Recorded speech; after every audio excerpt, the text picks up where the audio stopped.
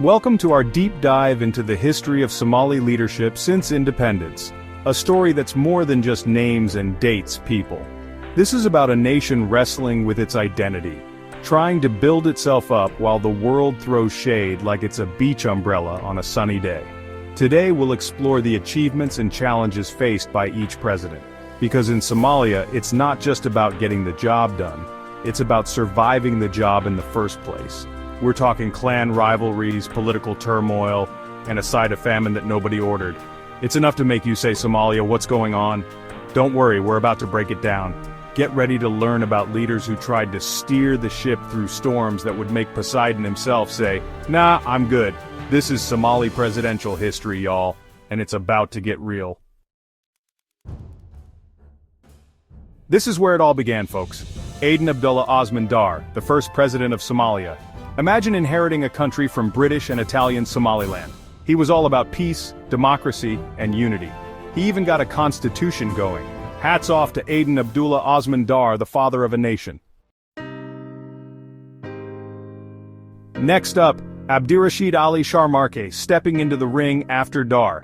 This guy had big plans, folks. He wasn't just thinking about Somalia, he was thinking about the whole region. Let's cooperate, he said, like the optimistic uncle at a family reunion. Constitutional reforms? Sharmarke was on it. Development projects? He was throwing money at those like it was going out of style. For a minute there, it seemed like Somalia might just pull itself together. But this is Somali politics, my friends, and nothing is ever that simple.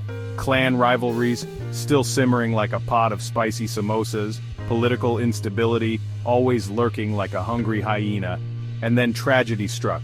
Sharmarke, the man who preached unity, was assassinated. Just like that, Somalia's hope for a quick fix vanished like a politician's promise during election season. It's a stark reminder that in Somali politics, progress is often fragile, and even the best intentions can't always outrun the bullets. Hold on to your hats, folks, because things are about to take a sharp turn. Enter Mohammed Siad Barre, stage left, with a military coup that would make your head spin. Gone were the days of peaceful transitions. Barre was here to stay, whether Somalia liked it or not. Socialist state, he declared. And just like that, Somalia got a whole lot more interesting. Literacy campaigns, infrastructure projects, Barre was ticking off boxes like a dictator on a power trip. But behind those ambitious projects lurked a darker side. Clan favoritism? Barre took it to a whole new level, playing favorites like a parent with a golden child. Human rights? Let's just say Barre wasn't winning any humanitarian awards. The Ogaden War with Ethiopia? Yeah, that happened. And then the cherry on top, a full-blown civil war. Somalia, the house that Barre built, crumbled faster than a cookie in a hurricane. Years of oppression and violence finally boiled over, leaving the country in a state of chaos that would take decades to even begin to unravel. The lesson here? Absolute power might seem appealing, but in Somalia, it usually just leads to absolute disaster. Buckle up, folks, because we're entering the wilderness years.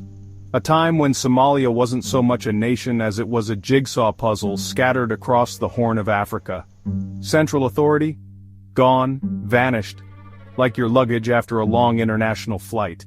Warlords sprouted up like desert weeds, each claiming their piece of the shattered Somali dream. Famine stalked the land, a grim reminder of the human cost of chaos.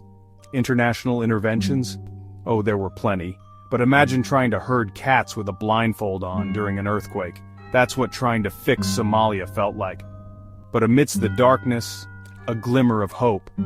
Puntland and Somaliland, they said enough is enough and decided to do their own thing. They weren't perfect, but hey, at least they had functioning governments, which in Somalia at the time was like finding a unicorn riding a camel while balancing a cup of chai. Enter Abdikasim Salad Hassan, the man tasked with putting Humpty Dumpty back together again. As the first president of the Transitional National Government, TNG, Hassan had his work cut out for him. Imagine trying to rebuild a house after a tornado, while the wind's still blowing and you've lost the instruction manual. Hassan tried, bless his heart. He wanted those national institutions back up and running. But with limited control and warlords eyeing him like a plate of pasta at a buffet, it was an uphill battle. Uphill being an understatement. It was more like trying to climb Mount Everest with a toothpick. Resources? Scarce. Support from warlords? About as likely as finding a penguin in the Sahara. Hassan's presidency was a masterclass in perseverance, a testament to the human spirit's ability to cling to hope, even when it's hanging by a thread thinner than spaghetti. He may not have succeeded completely, but hey, at least he stopped Somalia from completely falling apart. Next up, Abdullahi Yusuf Ahmed, taking over the reins of the Transitional Federal Government, TFG. This was a time when Ethiopian support wasn't just a phrase, it was practically a lifeline. Imagine needing your neighbor to help you fix your roof, except your neighbor is also the reason your roof needs fixing in the first place. It's complicated. Ahmed, he tried to unify Somalia, he really did.